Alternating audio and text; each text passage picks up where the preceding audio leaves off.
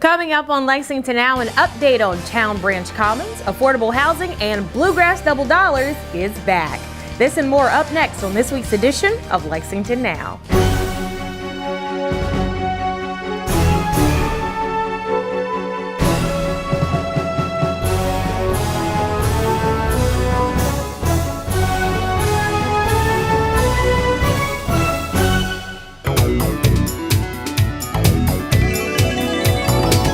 I'm Sherelle Roberts, and welcome to another edition of Lexington Now, where we give you an inside look at what's going on around the urban county government. A major step was taken in the Town Branch Commons project. Mayor Jim Gray was joined by local dignitaries for the announcement. Today we are taking the first step toward construction of Town Branch Park. It's an historic day, a day we'll look back on as an inflection point for progress in our city. Today's announcement really does represent a giant step forward. It's truly an unprecedented step for gifts for the city of Lexington. It's an investment in our citizens today and in future generations. It's an investment in our history.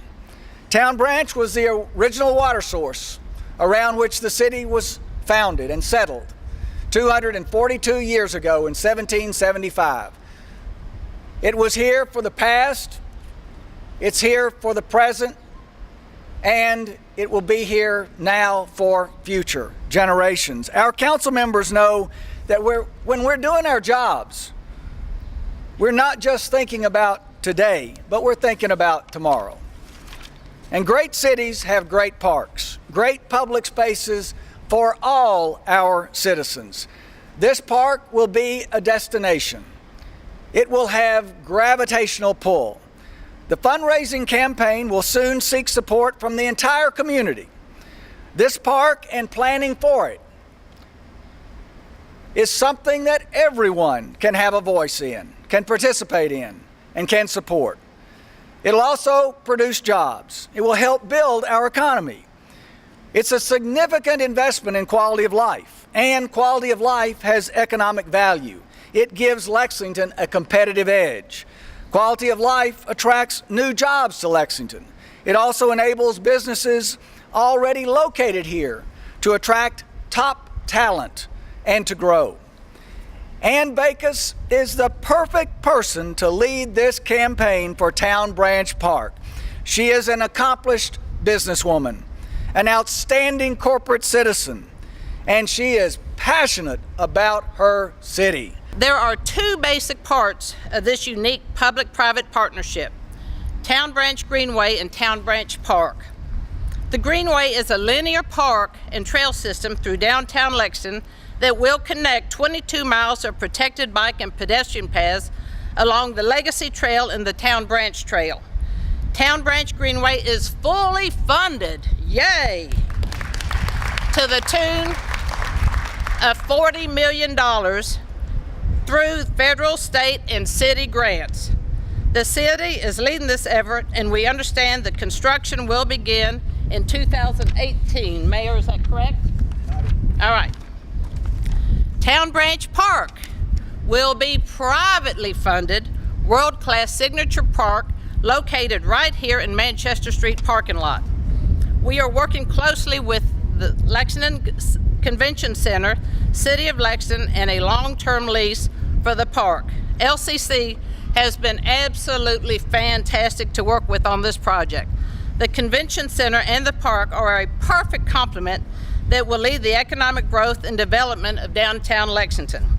Scape Landscape Architects from New York won the design competition and remain our lead designer for both the park and the Greenway. We are so fortunate to be working with Kate Orff, the founder of Scape and lead designer on this project, and her very talented and inspired team. The design has continued to evolve, and we are so excited to share the latest evolution of these with you today. Town Branch Fund recently retained Biederman Redevelopment Venture Corporation, which got its start revitalizing Bryant Park in New York City. Since that time, they have worked with similar urban parks projects all over the country. They are working with our advisory board to develop programming plan, revenue model, governance structure for the park. This work will be done in December. Through great design and thoughtful programming, this park will be unparalleled, year-round, free, and I want to say that again, free programming for our community. Native landscaping and botanical experiences, one-of-a-kind children's play areas, interactive water features, a performance pavilion and event lawn, a dog park, a cafe where you can grab a coffee, a glass of wine, or a local craft beer, and wonderful dining options that will be unique for this region. And also, Town Branch will be, you will see it running throughout the whole park. Everybody wants water, we're going to have all kinds of water. As you can see, we have been very busy making sure that all the pieces are in place to ensure the success of Town Branch Park. And just months before the formal creation of Town Branch Fund Advisory, I am honored to announce our collective commitment for $5 million to kick off our park.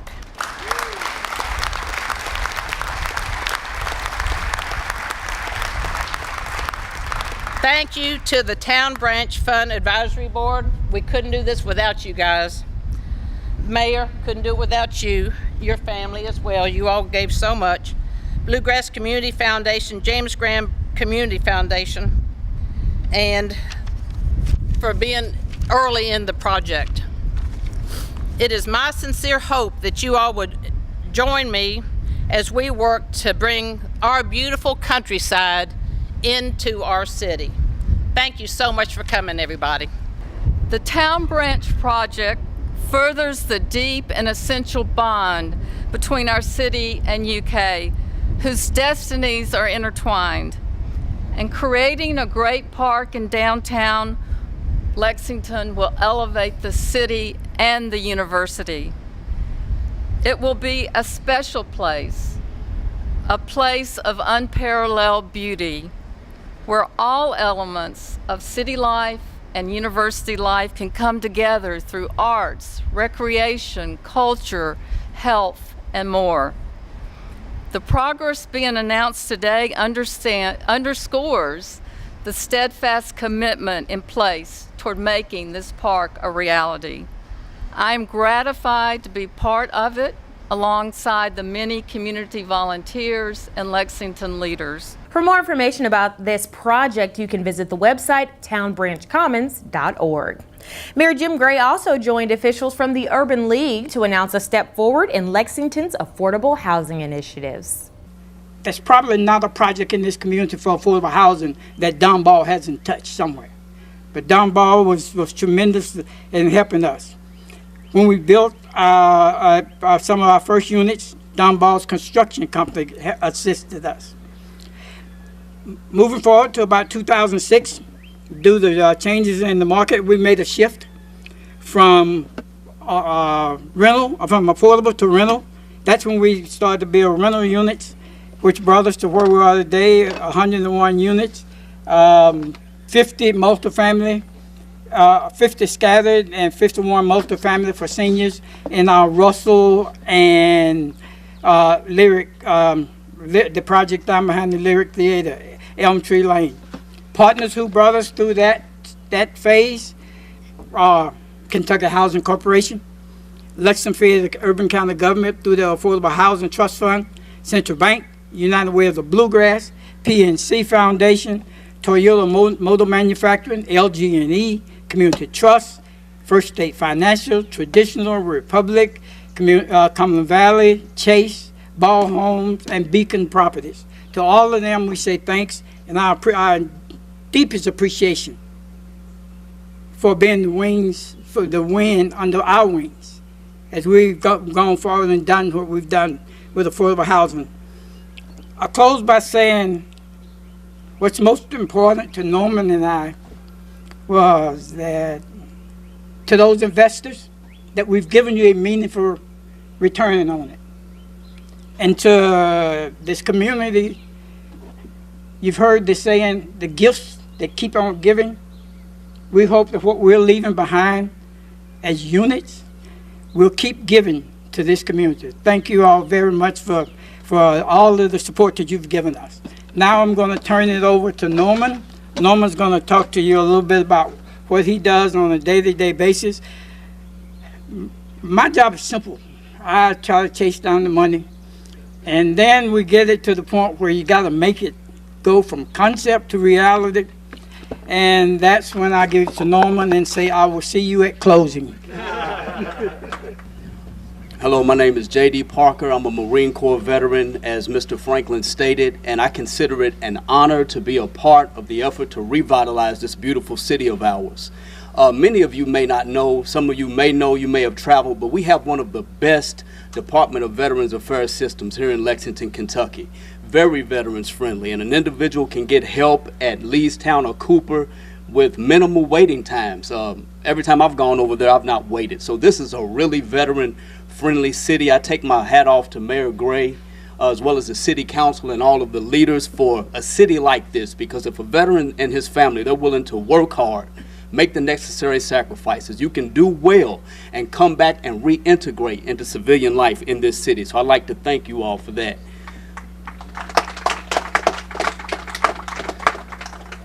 I'd like to thank Mr. Franklin and everyone at the Urban League, as well as the officials, Tandy Orluck at HUD Vash out at the VA at Leestown Road, for helping us to get into this property and putting us on the fast track to ownership, home ownership. Now we look forward to owning our own home in this beautiful city, and the programs provided by the City of Lexington, the Urban League, and HUD Vash make that possible for veterans like myself, our families, and others. So this is a really great and wonderful opportunity. A lot of things are happening in this neighborhood. Like Mr. Franklin stated, we look forward to helping to revitalize and rebuild this area and other areas in Lexington.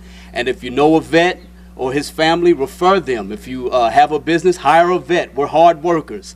Well, we're eager to come out and do well in this community. So I thank you. I thank everyone in attendance, and I'm just so grateful. My family and I, my wife and I, we are so grateful for this opportunity. Thank you.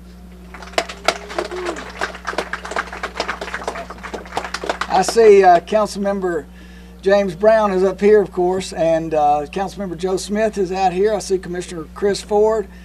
Thank you, State Representative George Brown, for being here. And we have so many. Carla, thank you. Chairman of our Commerce Lexington today, Alan Stein, former chairman, Rufus Friday. Goodness gracious, I'm going to get in trouble because everybody out here is so important to what we are doing today.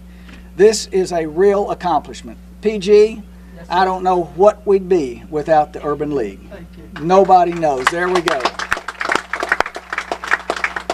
36 years. What an inspiring accomplishment. It's big congratulations to PG, Norman Franklin, Ray Daniels, and everyone at the Urban League. If we didn't have the Urban League, we'd have 260 fewer affordable houses and apartments. The bottom line, a lot of people would be without a decent place to live, and it's just that simple. The Urban League's leadership in affordable housing and in preservation of our downtown neighborhoods has been so inspiring, so incredible. Now, affordable housing can be complicated, and all of you all know that. It requires developers, it requires banks and government to work together. Over the years, the city has been proud to be a partner in the Urban League's work, as well as working with other agencies. Charlie, I want to thank you. Austin, thank you for all the work that you all are doing today and have in the past. In 2014, the city established our Affordable Housing Fund. You're going to hear a little bit more about that from Rick McQuady. Since that fund was established, we've built or renovated 906 affordable houses or apartments. We have made progress. Malcolm, thank you for all that you have done in this area as well. The vast majority of these units are designed for households with incomes at or below 60% of the area annual median income. That's just over $31,000 for a two-person household. Now, we all know that we still have a lot of work to do in affordable housing, but we are so glad that we are working alongside the Urban League in getting this done. Thank you all. Thanks, everybody. Good morning. I'm 1st District Councilman James Brown, and it's an honor to be here today to congratulate the Urban League on this milestone that they have reached. I'd be remiss if I didn't recognize my predecessors, Brother Mike Wilson, Representative George Brown, and Commissioner Chris Ford for their work and service to this neighborhood and to this community. I think as our city focuses on infill and redevelopment, I think it's crucial that we strengthen the partnership that we have with the Urban League. As the 1st District and a lot of the neighborhoods in the 1st District as well as the East End are prime spots for redevelopment. And the Urban League is one of the organizations that makes sure that there are affordable housing for individuals that want to live in these communities. So we as a city have to make a strong commitment, and I believe that we have, to work more hand in hand with the Urban League and other organizations to make sure that affordable housing is available. So in closing, I'd just like to thank PG for his leadership, Norman and Ray and Anissa and everybody involved with the Urban League for providing housing and opportunity to a large portion of our community. Thank you. And that we would do plenty more. 3, 2, 1, 0. All right. All right. For more information about the Urban League, visit NULIamempowered.com. Well, fruit and veggie lovers rejoice. Bluegrass Double Dollars is entering its 3rd summer of providing affordable, healthy food options for people who might not otherwise be able to afford it. My name's Martin Richards. I'm the Executive Director of Community Farm Alliance. I really want to thank you being here today to celebrate and perhaps more importantly, to help get the word out about a very successful program. And today, one is announcing 2 very successful programs, the merging of Community Farm Alliance's Double Dollars and Bluegrass Double Dollars, focused here in Lexington. Under this merger, and with a combination of federal, state, and private funding of a minimum of $1.4 million over the next 4 years, that will go to support Kentucky farmers. It will go to support greater access to fresh, local, healthy food to local people, and many of those who need it the most. And I would like to add is that $1.4 million will also leverage at least an additional $1.4 million in existing federal food and nutrition program benefits. It's an unfortunate reality that 1 in 6 Kentuckians and 1 in 5 Kentucky school children suffer from food insecurity in Kentucky, meaning they don't have access to a next stable meal. Over the past year at the Department of Agriculture, we started what's called the Kentucky Hunger Initiative, which is a first of its kind effort partnering with Tamara Sandberg and the food banks to have a discussion from the farm level up about how to better address hunger in Kentucky. And over the past year, we've included input from the farmers who put those seeds in the ground, to our grocery stores, to our food banks, to our charitable community, our church community, and even our restaurant community, where 40% of all food is thrown in the trash can.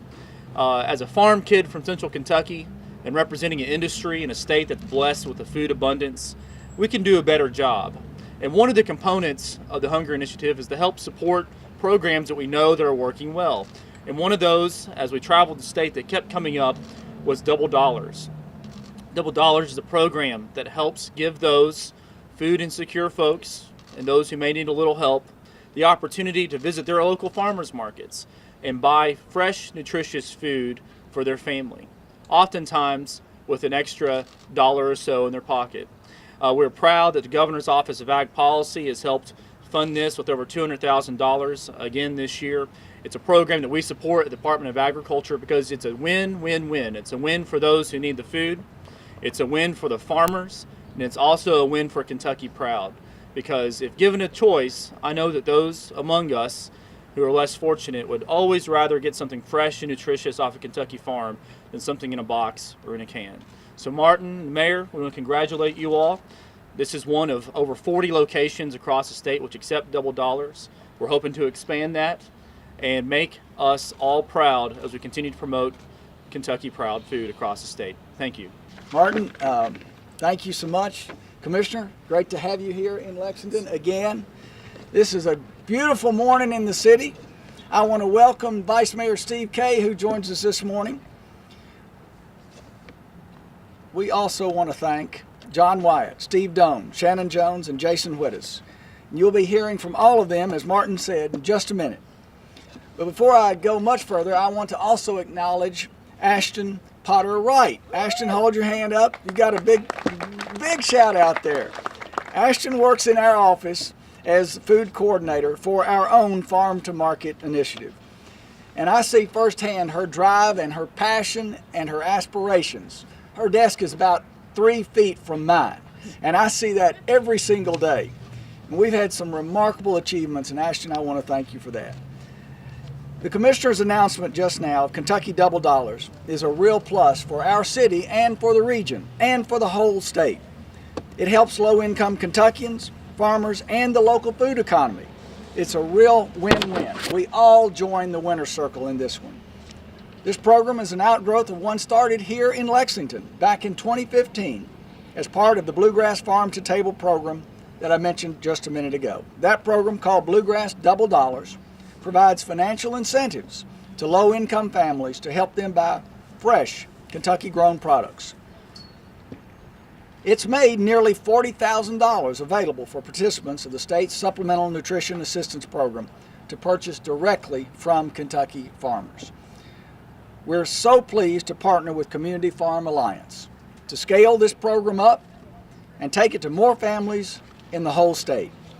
We all know that getting farm fresh foods into the homes of our citizens is good nutrition, and it's good business. And I want to thank all of you here today for helping make that possible. Thank you all.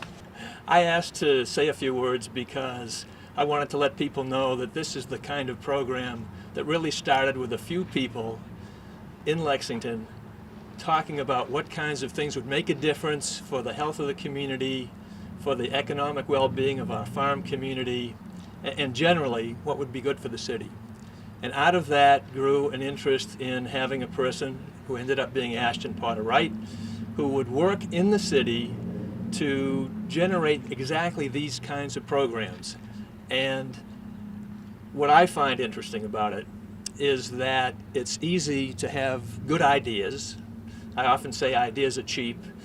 Even good ideas are cheap. Implementation is tough. This was a good idea that people worked on together. And what we said at the beginning was that we hoped eventually it would generate exactly this kind of support from the state, from the federal government, from the farmers, from the private sector, from the nonprofit organizations. And so what you see here today is the result of a lot of work by a lot of people over a lot of years. And it, excuse me, it extends the cliche of win-win-win. This is a win-win-win, win-win-win, etc. Excuse me. So I just wanted to take a moment or two to let people know about that and thank everybody who made this possible. So thank you.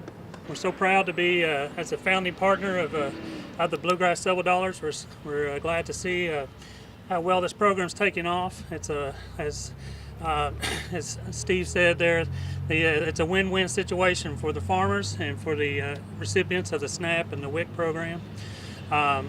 We get, it's a direct interaction that allows us as farmers to provide the fresh quality produce to members, people receiving the SNAP and the WIC benefits. And so, since its conception in 2015, our market has divvied out about $11,000 worth of product, and that returns with the 94% redemption rate. That gives $10,000 going back into the hands of the farmers and the producers. So that's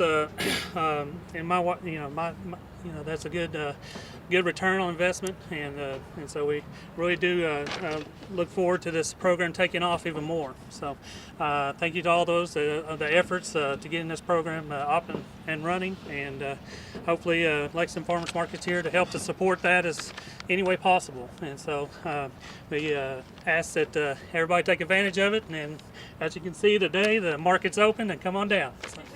For more information on the program, visit bgfarmtotable.org/double dollars.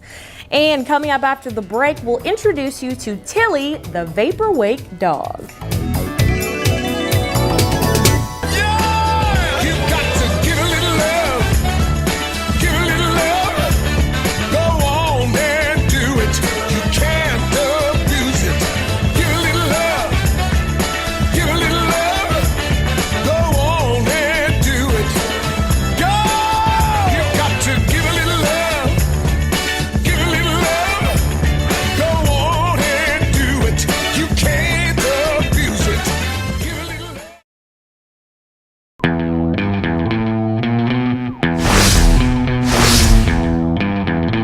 Hello, I'm Detective Mark Thomas with the Lexington Police Department. You may also know me from Bluegrass Crime Stoppers. I'm here to talk to you a little bit today about a new texting system that we have available through any smartphone.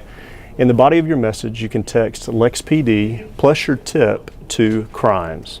When you're submitting anonymous information, we ask that you include several things that would help us conduct the investigations more thoroughly, such as a person's name, their home address, possible license plate numbers, any other people involved, or why you think that they're conducting the type of activity that you believe that they are. All of those things, no matter how small you believe they could be, are relevant to the investigation. So please include those. So remember, you can send your anonymous tip information either through text, you can call the Bluegrass Crime Stoppers anonymous tip line at 859-253-2020, or you can go online to bluegrasscrimestoppers.com. Thank you.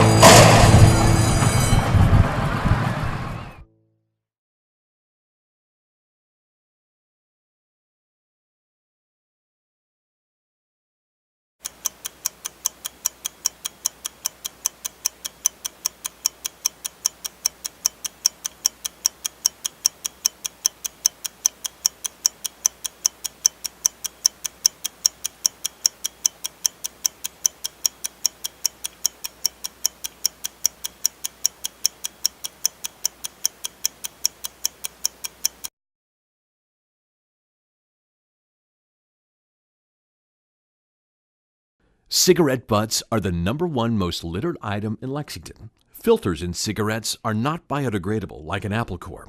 They can take up to 25 years to decompose. Please put your butts where they belong. Don't trash the bluegrass. Welcome back to the show. The Division of Police has a new partner in the fight against crime, and her name is Tilly. Tilly is no ordinary police officer, and she is certainly no ordinary dog. Today, it's necessary for cities and communities to prepare for every situation. Having Tilly at events here in Rupp Arena and at other events with large crowds will allow us to provide an extra level of security and hopefully an added sense of safety for our citizens and guests. Vapor Wake canines are specially trained dogs that can not only sniff out explosives on stationary objects, but they are able to detect on moving objects as well. Tilly was bred and trained at Auburn University to do just that. Her certifications are some of the most stringent in the nation. This type of security measure is an investment in our city. The council allocated the funds in the current fiscal year budget to purchase and train Tilly. You know, a year ago, we started having conversations here at Rupp Arena about being a big target here in Lexington for explosives and other things. We recently saw the Manchester bombing over in England and went to Police Chief Mark Bernard right away after our board meeting that we discussed it, and he was all on board. He was ready to go with it, and here we are today. This is just one of the examples of the way our police department is innovative and changing with the times. They're on the forefront of this kind of innovation with Tilly, our vapor dog. I want to thank the mayor for giving them the flexibility to be innovative. Thank you, Mayor. And hopefully next year, in next year's budget, maybe we can get Tilly a new partner in crime. I want to thank Chief Mark Bernard and all of our men and women of our police department for both being innovative, but also making sure our citizens are safe with another tool such as Officer Tilly. She's 2 years old. She's a mix between an American lab and a European lab. And the easiest way to think about vapor wake, which a lot of people wonder what it is, it's that male or female wearing a lot of perfume or cologne that walks by, on how you can smell and tell who it is that walked by. It's the same thing. She's just looking for explosives. That's the easiest way to describe that. Councilman Stennett was my decoy at this time. That's Tilly searching. He's carrying a pound of Pyrodex. This is exactly how vapor wake works. You're searching a crowd. working a checkpoint or actually just walking through the crowd. Once she smells it, she'll pull like that, but she'll continue to pull. Right there, she's just eliminating, and then here she's actually alerting because she's not allowing me to pull her away at all. As you can see, she's not obedient up here. She's more obedient to odor than she is to me. So if it's a choice between listening to me or working, she's going to try to work over listening to me. For more information, visit the police page at lexingtonky.gov. The Catholic Action Center has been an invaluable resource and on the forefront of helping the less fortunate in Lexington for many years. But now it is on the forefront of technology with a new announcement. The Catholic Action Center today becomes among the first homeless shelters in the United States to be solar powered and the first anywhere to do so without public subsidy. That's worth a round of applause. But this kind of leadership didn't happen overnight. This kind of leadership took and required special people to come together to make the history that we're making today. And folks, that begins with Jenny Ramsey. Jenny is the founder of the Catholic Action Center. She is the director of the Catholic Action Center, and she felt a calling not too long ago to adapt this organization in a way that is more consistent with the faith teachings of her church. And in doing so, she found that not only doing the right thing, but doing the right thing made pretty good business sense.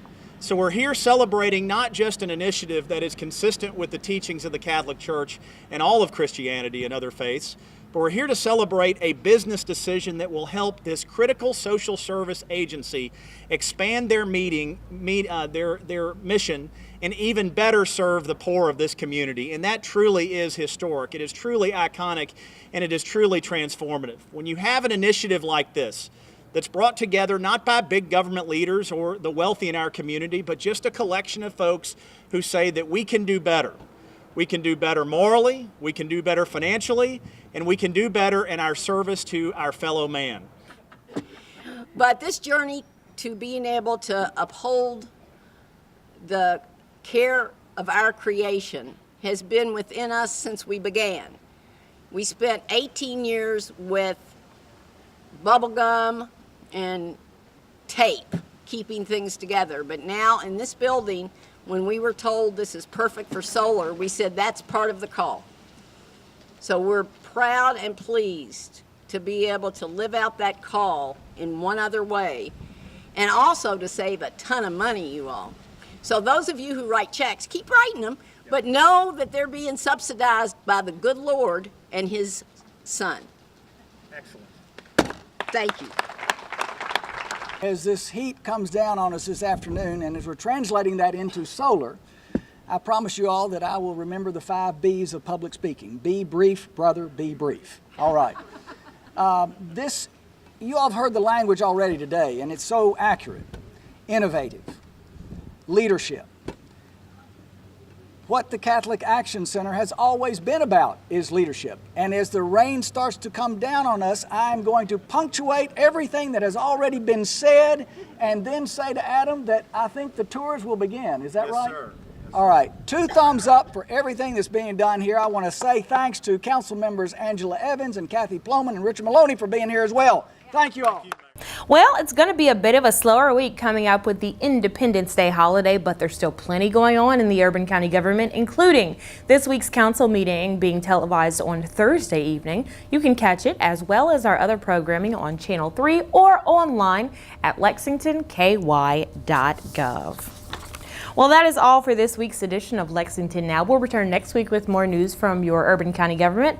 But in the meantime, you can keep up with what we're doing by following us on Facebook, Twitter, and YouTube. You can also get 24/7 traffic updates by following us on Twitter. Our handle for that is @LexRex. Or if you're one of those folks who likes to see exactly what's going on with the traffic, you can visit our website and see our interactive traffic cameras. You know where our website is, lexingtonky.gov. For the staff and producers at GTV3, I'm Sherelle Roberts, and that's it for now.